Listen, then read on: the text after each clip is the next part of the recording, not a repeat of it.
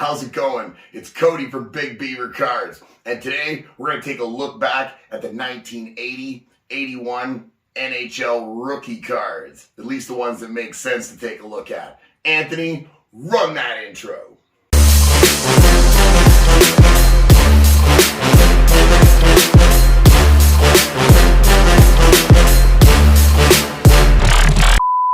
Okay, so in the first video, if you haven't seen it already, check the back catalog. We looked at 1979, 1980 for NHL rookies.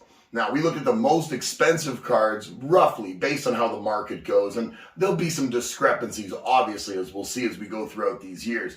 But for the most part, we're trying to stick with Hall of Famers or guys that at least had streaks of all-star games, 50-goal seasons, whatever it happened to be.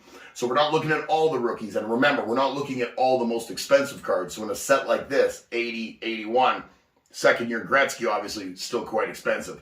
So starting off the list at number 7, Toronto's favorite son, or at least back in the 80s he was, Rick Vaive from the Toronto Maple Leafs. These are all going to be O-Pee-Chee cards again through this entire thing. The tops obviously mirrors them, but the O-Pee-Chees hold a little value over all the tops. Card number 242 in the set is Rick Vaive's rookie card. As you can see in the one corner there, a PSA 7, about $35. That's one bid on there. I'm not going to say that Rick Vaive doesn't have a lot of demand out there, but outside of maybe Leafs Nation, he's not a Hall of Famer. He is a guy who got 50 goals 3 times for the Toronto Maple Leafs, so that's pretty impressive. You can take a look at the PSA pop count there. In a 10, there's only 3 of them out there. Only 82 in total have been graded. Raw, you're going to be able to find a near mint or a near mint plus, as this one's described, for probably roughly in the $5 Canadian range, which isn't a bad price at all. But, you know, for Rick Vaive, it is what it is. I say we move on to people with a little more prolific career. Coming in at number 6, a man who played umpteen seasons in the NHL, multiple time fastest skater, played for a lot of teams, never scored 50 goals, I don't believe, but had a lot of 40-goal seasons. Mike Gartner, his rookie card here at number 6 for the Washington Capitals, O-Pee-Chee Hockey, 80-81, that's card number 195. Mike Gartner back, I believe this was in the late 90s or maybe early 2000s, was named to the NHL's 100 greatest players in history. Obviously a Hall of Famer, an epic mustache to rival Magnum PA or PI, either one. PSA 8 for Mike Gartner, $64.99. That's a pretty decent price. I mean, with grading fees the way they are right now, still maybe not where I'd want to be unless I was sure that Mike Gartner's card was a 10, but it's still not terrible. You're not losing money. Mike Gartner, a Hall of Famer, but kind of a fringe one. He definitely moved around, so he doesn't have that hometown favoritism where one city had him for 15 years or anything. PSA pop count, we look at 660 though in total, 23 10s.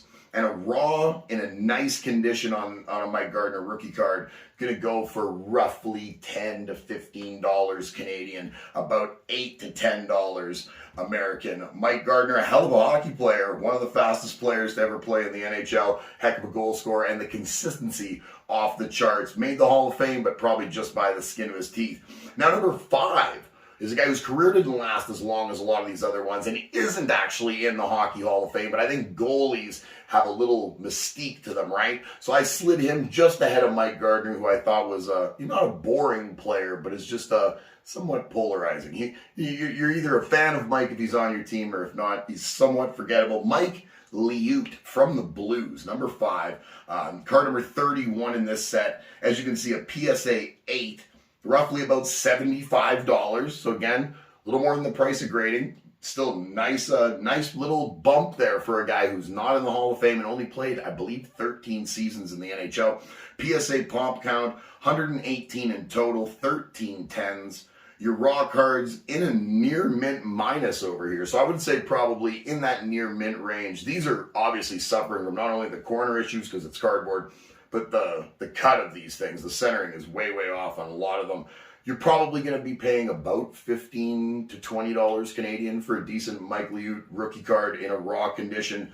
He's a good hockey player. It's a nice looking card. These Blues jerseys are solid. I love the old throwback goaltender leather. Mike Liut was a 1981 Lester B. Pearson winner. So in 1981, he was voted the MVP by the other players in the league. That's how good he was in his second year in the league. So Mike Liut, if he would have played a little bit longer or potentially would have had a bit of a better streak in his career, might have been someone like the guy that's number 4 on our list, one of the stalwart stay-at-home defensemen, not just in his generation, but in the history of professional hockey.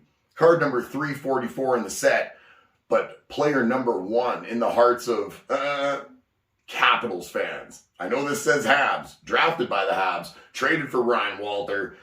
Rod Langway, what a career. Defensive defenseman extraordinaire, Hockey Hall of Famer.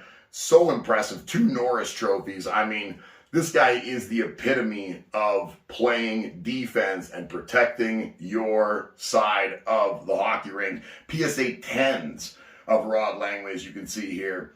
About $1,350, $1,400 Canadian. 1169 American this one went for. This was a buy it now. As you can see in the PSA pop count, the 10s only have 27 of them out there. So that's a fairly rare card for a Hockey Hall of Famer and going to be probably one of the last stay-at-home defensemen to ever make it into the Hall of Fame. I know Kevin Lowe from the Oilers, and we're going to get into his rookie card in a few years, made it a couple of years ago, and he was he's the actual last stay-at-home defense. But before that, there had not been one since Rod went in, I want to say 2003 or 2004. So big gap in time. When you don't put points on the board, you have to be so impressive out there. Rod Langway, definitely one of those guys. Raw card of Rod Langway. This one doesn't say it's near mint. It looked like it was centered nice, but you can tell the card's maybe closer to a 7 raw. You're looking at about $15 still Canadian. Rod Langway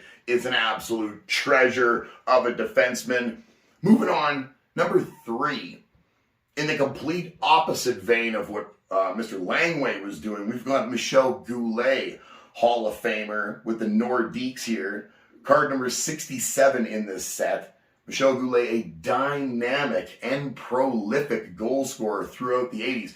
I mean, if there was no Gretzky, if we didn't have the Hawk and Lube and Calgary era there, or the quick little Bernie Nichols or Jimmy Carsons, or obviously what we saw to Yzerman and Mario, Michel Goulet gets overlooked, and he was such a force out on the ice.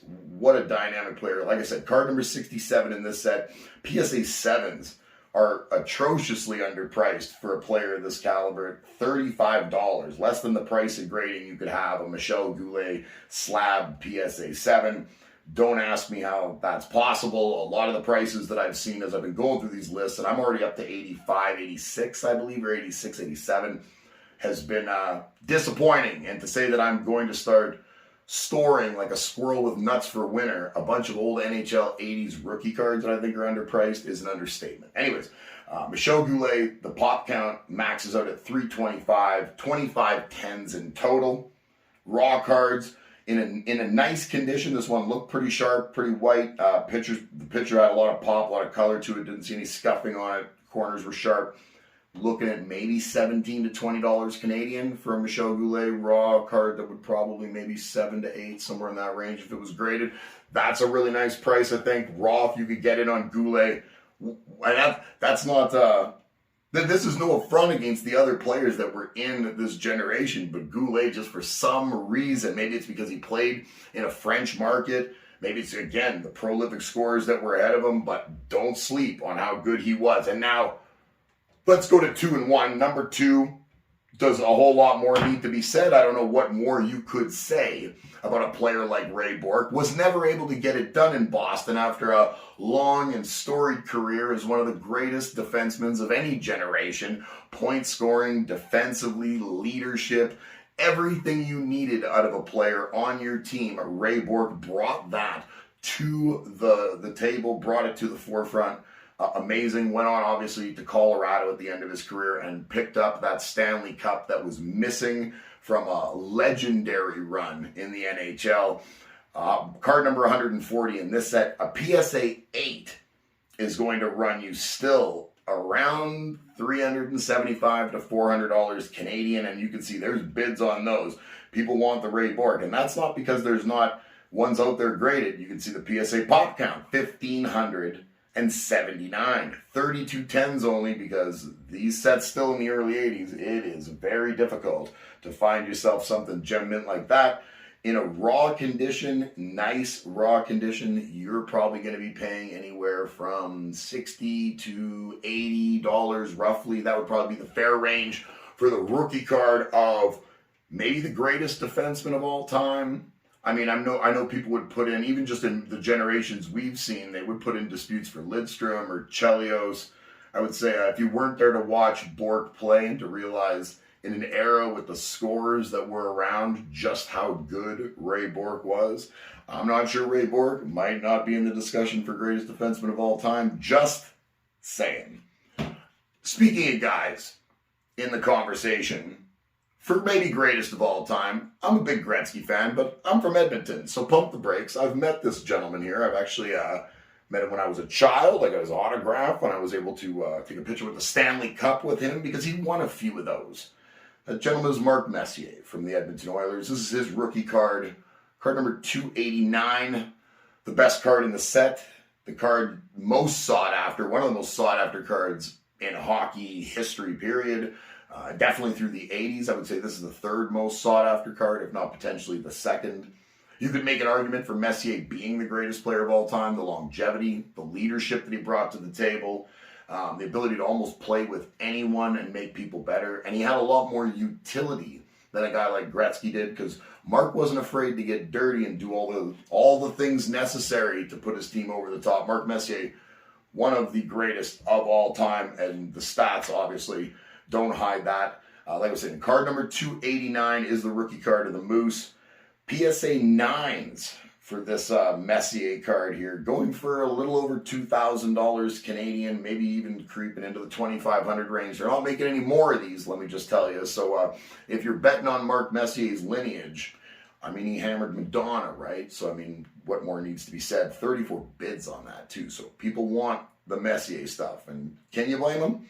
PSA pop count, looking at 2,377 of this card, considerably more than anyone else we've seen on this list, but only 43 10s still. Now, still considerably more than anybody we've seen on this list, but given the percentage of graded cards, 10s are very, very rare. It's just one of those sets. If you see a 10 out there, you see something raw that looks like it could potentially be in it, you don't think it's been actually trimmed, I mean, this is where it's a good time to strike if you think you got an opportunity. And finally, on the last card of the NHL rookie cards from 1980 and 81, a raw card of Mark Messier, crease free and sharp, it says, which means it's probably decent to look at. It presents well. You're going to pay at least a little over $100 for a Mark Messier raw rookie card of anything somewhat feasibly presentable. I'm Cody from Big Beaver Cards. We thank you for joining us. Anthony, you did a beautiful job, my friend. Next time we're coming back and we're going to look at the NHL rookie cards from 1981 and 1982. But for now, roll the outro.